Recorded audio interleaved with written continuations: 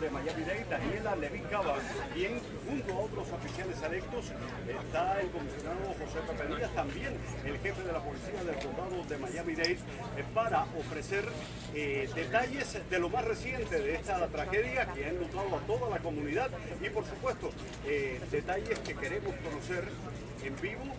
Álvaro Zabaleta, el vocero de la policía del condado, organizando la conferencia de prensa para tratar de una forma u otra que sea fluida en la conversación y dar los turnos. ¿Quién va a hablar primero? Se ha hecho de forma bastante, extremadamente. Ya va a empezar. Good afternoon, folks, and thank you for your patience. You know, this is an ongoing, evolving situation. We're going to open it up with the Honorable Daniela Levin Cava, the Mayor of Miami-Dade County. Thank you. So it's been over 12 hours. We're at about 15 hours since this tragic, devastating emergency. And our people are working around the clock. Our fire rescue team leaving no stone unturned.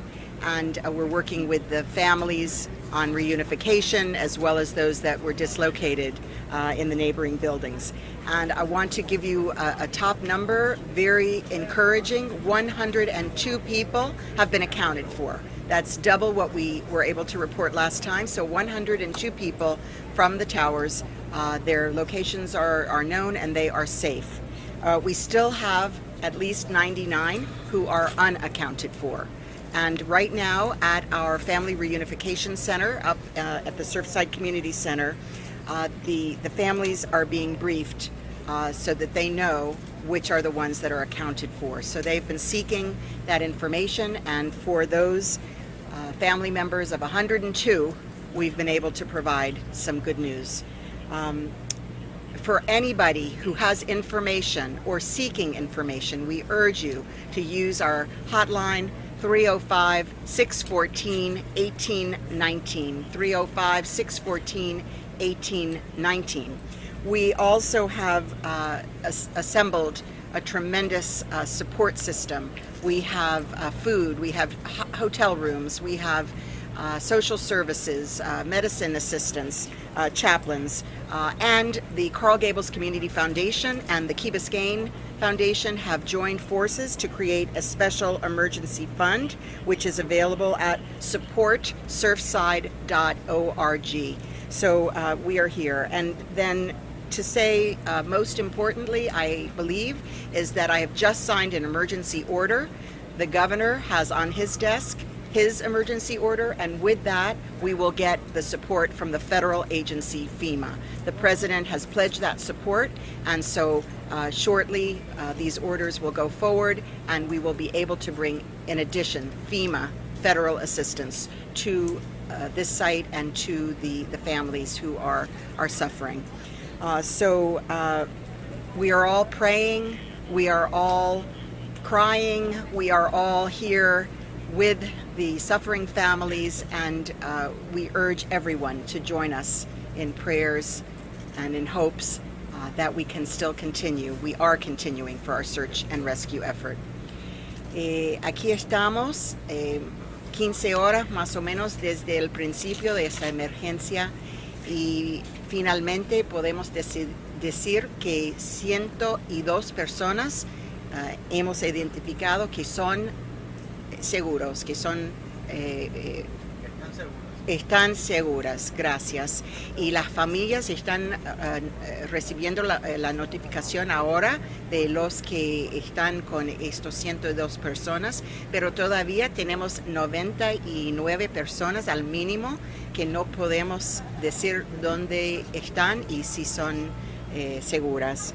Pero estamos haciendo todo como antes, como del día y noche entero, buscando personas allí en ese desastre, y todos nosotros estamos con oraciones y benedicciones pensando en las familias, y no vamos a dejar ninguna piedra afuera para que podamos encontrar. Todavía tenemos este número de donde gente pueden pedir información o dar información de las personas que están esperando. 305-614-1819, 305-614-1819. Y también tenemos ahora recursos de la Fundación de Carl Gables Community Foundation, Key Biscayne Foundation y Miami Foundation. Y juntos ellos tienen un fondo que se llama supportsurfside.org. Y finalmente yo acabé de firmar un orden de emergencia de este desastre y el gobernador tiene también en su escritorio un orden para firmar y dijo que sí, que va a firmar, y el presidente dijo que está listo a mandar recursos federales por FEMA. Gracias a todos. Thank you, Madam Mayor. Following the mayor, we're going to have the Board of County Commissioners Chairman, Honorable Jose Diaz. Thank you. This has been a very sad day for us in our community, but it's also a day that we can see this community come together and provide the very best in support of a very bad and ugly situation. I want to thank the firefighters that since 1:48 in the morning have not stopped in trying to rescue as many people as possible. I want to thank the mayor for all her work and what has taken place. This is very sad when you're dealing with people that don't know the outcome of their family. They're very worried. They just are desperate in the sense that they want to know what's actually taking place. But we continue to try to rescue. We continue to try to find more people, and the number doubled, as the mayor said, which is great news. We want to keep going on that, and I know that the chief fire has more figures as to the director of police, as to stats. All I can say is I am incredibly proud of this community and all its residents and the outpour of support and what they're doing. Thank you to all, and the prayers. That is extremely important. That's what's taking place. So to us, please continue. Our men and women are doing the very best that they can. They're the very best in the world in what they do, and hopefully we'll continue to get good results out of such a tragic situation. Tengo que darle las gracias a la alcaldesa por su liderazgo y también a los hombres del Departamento de Bomberos y de Policía. Desde las 1:48 de la mañana están trabajando sin parar, buscando personas y tratando de salvarle la vida a muchos de ellos en el rescate. El número creció el doble, como dijo la alcaldesa, de personas que ya son contables, pero todavía quedan 99 que no han sido contables. Y quiero darle las gracias a esta comunidad por el trabajo tan eficaz que está haciendo, tanto en las ayudas y todo lo que están mandando para ayudar a todo quien puede, y las oraciones también a estas circunstancias. También al Departamento de Bomberos, como dije, que no han parado desde las 1:48 de la mañana y siguen trabajando eficazmente para seguir rescatando personas. Pero yo voy a dejar que el Departamento de Bomberos, el jefe, diga su información, también como nuestro gran director de la policía. Pero más que nada quise darle las gracias de nuevo a todos los que están trabajando en estas circunstancias y también a los ciudadanos de esta comunidad y de todas partes que han llamado con la ayuda, incluyendo nuestro gobernador y muchos más. Muchas gracias. Thank you, Mr. Chairman. We're going to follow with the Vice Chair, Honorable Oliver Gilbert. Between the mayor and the chairman, they've said most everything, but listen, I just have to implore everybody, just pray. Look, having seen that building from the other side, we have to all pray. The county, the mayor, the firefighters, the first responders, we're going to all continue to work. But we need everybody to continue to pray, because, and not just for the people who were in those buildings, but for their families who are desperately hoping that they're safe. For the firefighters and first responders who are going in there trying to save their lives. For this community, we have to pray. And we're going to pray and we're going to work. We're going to pray and we're going to work. Thank you. Thank you, Mr. Vice Chair. We're going to follow by Representative Debbie Wasserman Schultz. Thank you so much, Mayor Levine Cava, to the members of the County Commission. I woke up this morning in Washington, D.C. to the horror of seeing a building that had collapsed in Surfside, which is entirely included in my congressional district. I spent the morning before I got on the plane to come down here speaking with Mayor Burkett and the officials in the city of Surfside, who have done a remarkable job mobilizing, along with Mayor Levine Cava and her team. It is essential that we have a whole of government effort here.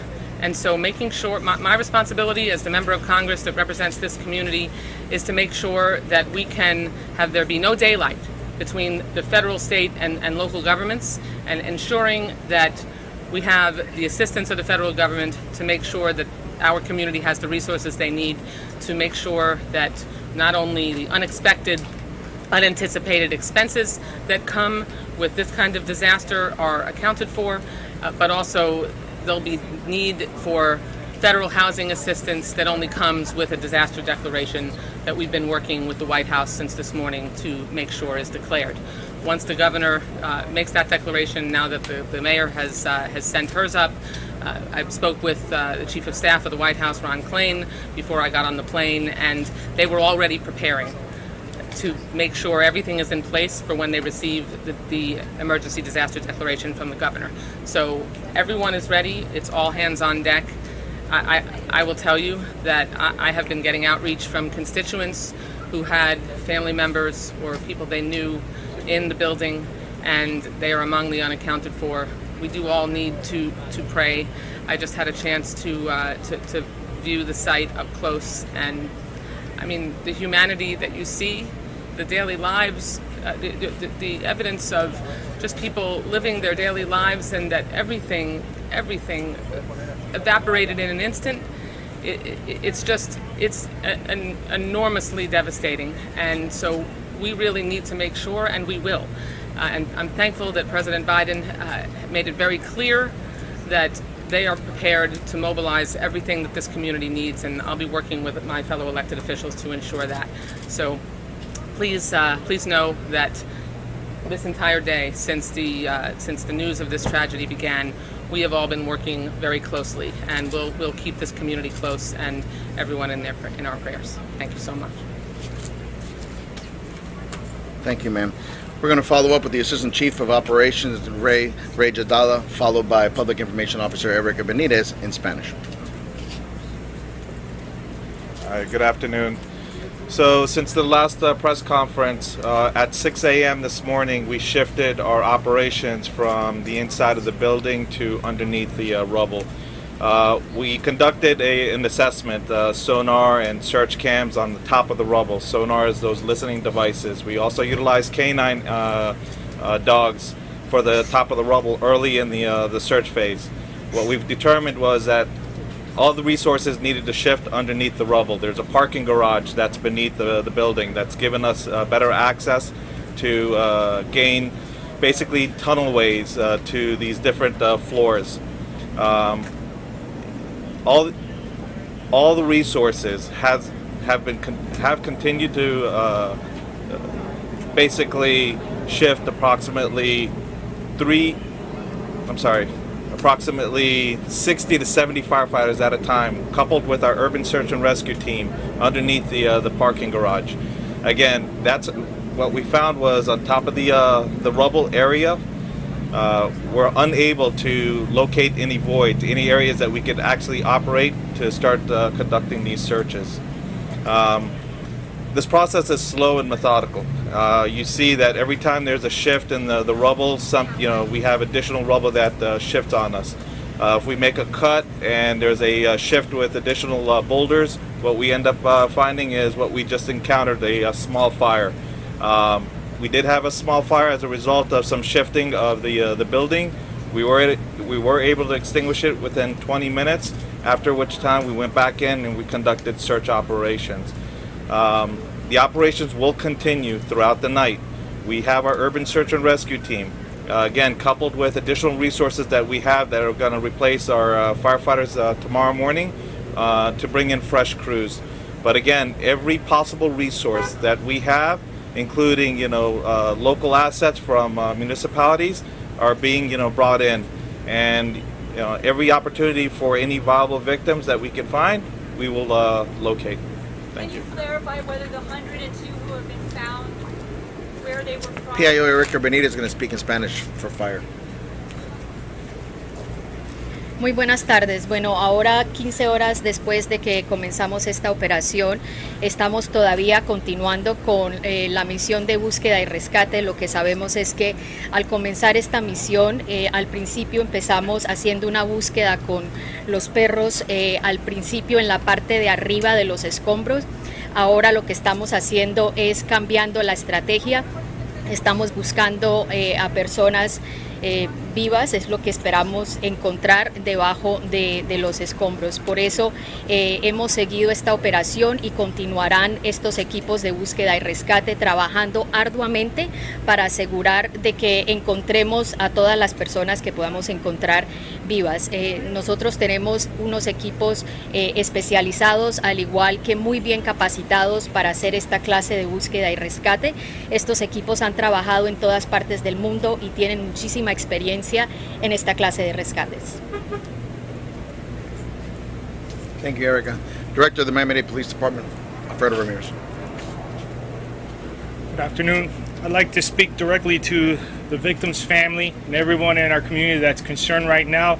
I want to assure you that we are doing everything we can to bring information to the families. We are all in this together. We are all hurting. We know that the families are very upset. They're in a lot of pain, but we ask for painful patience. And I know that's a hard ask, but we have to. This is a tremendous task that we're all involved in right now. It's very dangerous, and while we're putting the work on the ground, those families are suffering.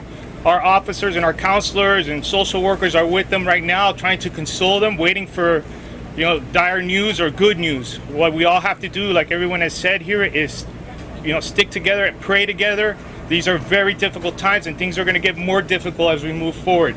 As we move forward, it's going to get harder, and those families are going to suffer. So I ask, please, rumor control, please do not share any misinformation. We will give you the information that we can give you, because those families are depending on that, and I want them to know that we are here for them. Estoy hablando directo a la familia, decirle que estamos sintiendo tu dolor. Nosotros sabemos que está ahora sintiendo bravo, que hay muchas cuestiones. Quiero que ellos saben que estamos haciendo todo lo que podemos hacer para traerles información. Esta operación es muy duro, muy delicado, y yo sé que como cuando estamos haciendo este proceso, ellos están sufriendo. So, quisiera decirle a ellos que no le vamos a dejar solos.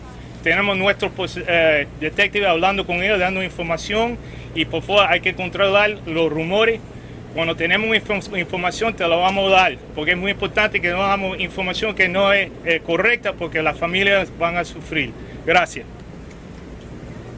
We're going to go into the questions and answers. Let's try to keep it in an orderly fashion so that way we can do it. So if you raise a hand, we can go ahead and point. Oh, yeah, they were going to give it to him. Tweet it out. Give me a sec.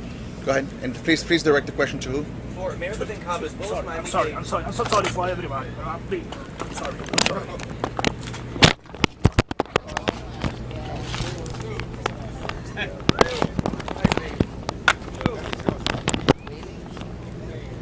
My mic is on that dude. What?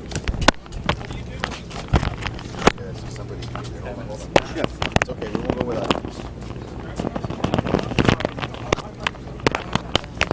Sorry, I'm sorry, buddy. We're all excited. So Mayor Levin Cava, Okay, Kevin Mayor. Isbeth, WSC on Channel 7. Do you have any idea why this happened? That's the big question right now. Why? Yes. Any indication? I know it's early on, but do you or Miami-Dade Fire and Rescue any idea why this building collapsed? So at this point, we have engineers on site. Structural issues, obviously, the building did collapse, so we want to understand what happened, but also what risk there might be for the remaining buildings. So it's a structural engineering question, and through our fire rescue department, They have engineers as well. The city of Surfside is also working with structural Is engineers. Miami-Dade Fire Rescue the lead on trying to figure out why? Yes. Okay. Well, I could answer that. Well, I could answer that. Miami, the fire department was doing the search and rescue. Once they release the scene, the Miami-Dade Police Department will then conduct that investigation as to what is the causes. But right now, we're focused on the search and rescue. When that moment comes, that dire moment comes where they transition command, then we will be in charge of the investigation. That's why we're here. We're holding the traffic scenes right now, providing support. We have all our assets here. And once that transition comes, we'll be part of that investigation. Our homicide detectives will be doing a death investigation with other partners, and it'll be very similar to the FIU Bridge tragedy. So even though it will be a structural engineering issue, it would be Miami-Dade Police taking the lead There'll on be this? other assets that'll be coming once they stop the search and rescue component. Probably federal too. Yeah. And Go ahead, man. well, as well, there'll probably be federal resources involved in the investigation as well. Next So question. brief question, and this is probably for fire rescue, if you don't mind, just for people watching, so we can be clear. The 102 people who have been accounted for at this time, not necessarily from the collapse, rather the structure in its entirety, people who were evacuated from the building, that's a question. And then regarding the search efforts under the rubble, can you speak at all to whether anyone has been located in that? We've heard reports of people hearing sounds, trying to locate individuals. Can you speak to what you may have found at this point? All right, so to echo the mayor's numbers, so in combination to our numbers this morning, so we had 35 victims that were pulled from the structure by fire rescue. This is an additional 2 victims that were pulled from the rubble. Now we had a total of 11 patients that were treated. Of those 11, now we're up to 4 patients that have been transported. Now we have been getting what we call, again, sonar, sound devices that we're getting from inside the rubble in various areas. And again, it is a very slow and methodical process because every time we start breaching parts of the structure, we do get debris that falls on us. In regards to the structural engineer, we do have structural engineers that are embedded with Miami-Dade Fire Rescue to prevent the building from collapsing on our firefighters as we continue with this search and rescue phase. Again, since 1:48 a.m., Miami-Dade Fire Rescue has not stopped. Again, the optics may seem that there's nothing going on top, but all operations, I cannot emphasize enough, all operations are occurring underneath the rubble. They're occurring underneath the parking garage, where we have teams of firefighters constantly as they continue to making cuts, breaches, and placing sonar devices, search cams to locate victims. As we make one hole, we access a floor, we continue to the various areas. But to answer the question, we did receive sounds, not necessarily people talking, but sounds, what sounds like people banging, well, not people, but sounds of a possibility of a banging. Short of that, we haven't heard any voices coming from the pile. AP? Hold on, we got one for the Associated Press. Yeah, to clarify, there was a report around 4:15 or so saying that 2 people had been pulled, or 2 or some number had been pulled from the wreckage this afternoon. That was an incorrect report. That's correct. That was a correct. The only numbers that we have for patients that were removed from the actual structure or rubble is the 35 and 2. So a total of 37 have been pulled from the structure itself. New York Times, is there any concern associated with the stability of the building at this point? Situations of this nature where there's an emergency, there's been a catastrophic occurrence with a structure, there's always going to be a concern. But again, we do have structural engineers that are embedded with Miami-Dade firefighters.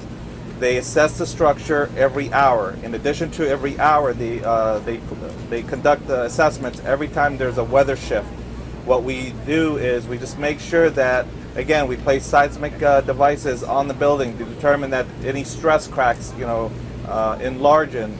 From there, we also make sure that we don't have any shifting of the floors. Every time we make a breach underneath the ground, we do have some debris that rains down on the firefighters. And again, what we encountered was some shifting of the debris, and eventually we did have a small fire which was extinguished within 20 minutes. Over here, you're next. What are your Lawrence with USA Today. We've got some conflicting reports on whether or not all of the units that are still standing have been cleared, whether some people have gone into them and actually ensured that they've each been cleared. Can you confirm that that's... Yes, ma'am. So prior to 6 a.m., every structure, every apartment unit that's still standing was cleared by Miami-Dade firefighters. They were placed with markings, and a primary clear was given. Again, we're referencing the actual building that's still standing with the apartments that were still intact. Sir? Yes. Oh, I'm sorry. Kerry Sanders from NBC News. I'm curious, for the families that are waiting for news, how do you give them hope but not false hope?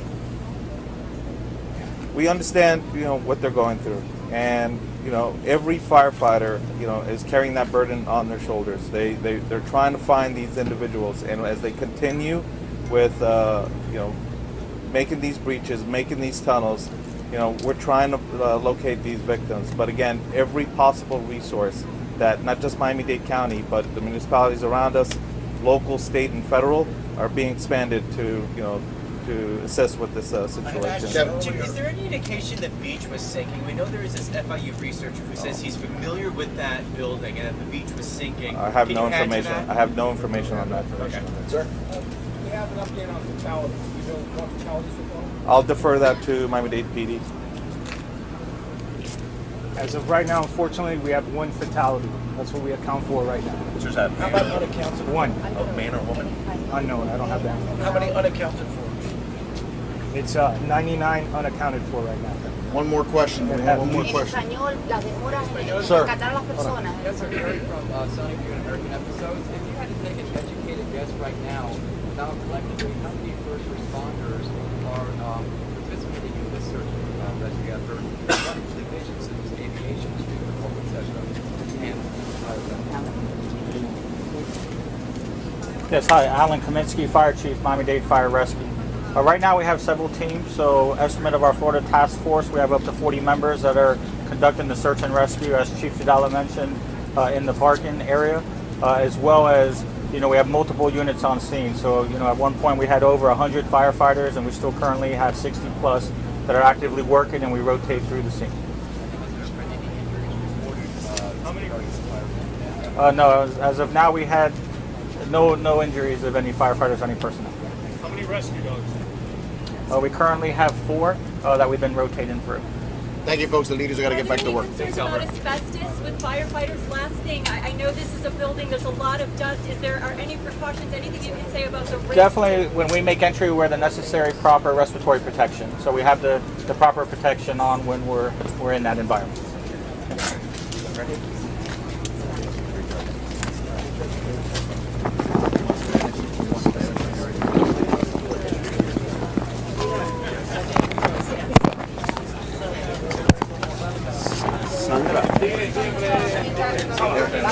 Vamos a hablar